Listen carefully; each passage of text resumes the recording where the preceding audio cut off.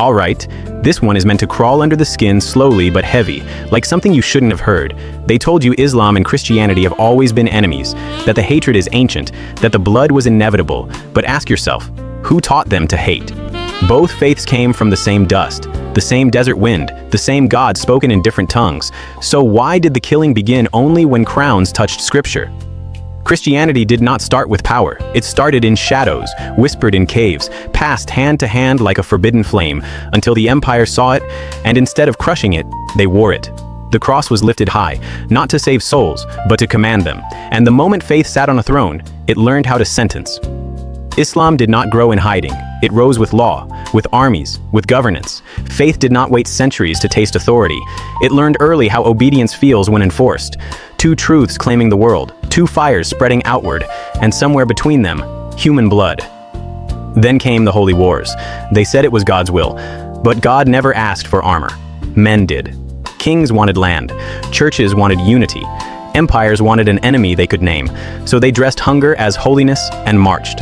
Cities burned, children screamed, heaven said nothing.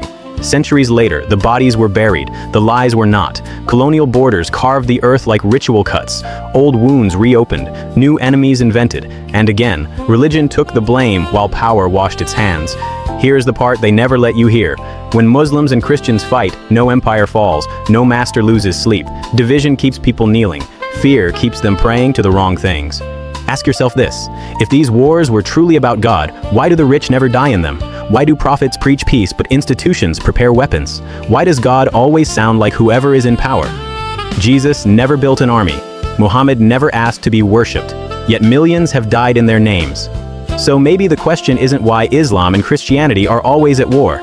Maybe the real question is, who benefits every time believers turn their weapons on each other instead of looking up the throne they're fighting for? Who benefits? Not God. God never collects taxes from war, never redraws borders in blood, never profits from graves. So if it's not God, look higher. Every time believers turn on believers, thrones grow heavier with gold, kings stay unnamed, presidents stay protected, corporations stay invisible, while the poor die convinced they're dying for heaven. When Christians and Muslims fight, weapons manufacturers smile, oil keeps flowing, trade routes stay controlled, debt stays eternal, war becomes tradition, violence becomes normal, questioning becomes dangerous. And notice this: the loudest voices screaming holy war are never on the battlefield. They speak from palaces, from parliaments, from behind walls and microphones. They send sons that aren't theirs to fight wars they'll never touch.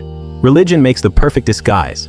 Because when you think you're obeying God, you stop asking questions. When you think your enemy is evil, you stop listening. And when fear becomes sacred, control becomes invisible.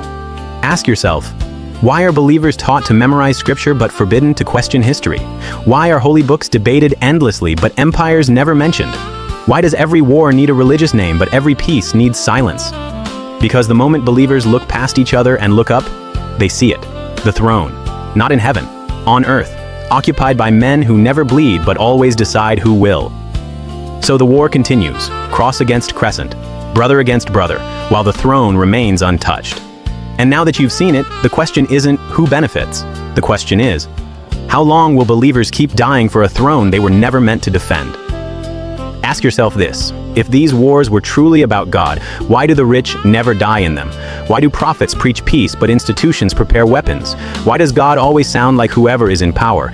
Jesus never built an army. Muhammad never asked to be worshipped, yet millions have died in their names. So maybe the question isn't why Islam and Christianity are always at war. Maybe the real question is, who benefits every time believers turn their weapons on each other instead of looking up the throne they're fighting for?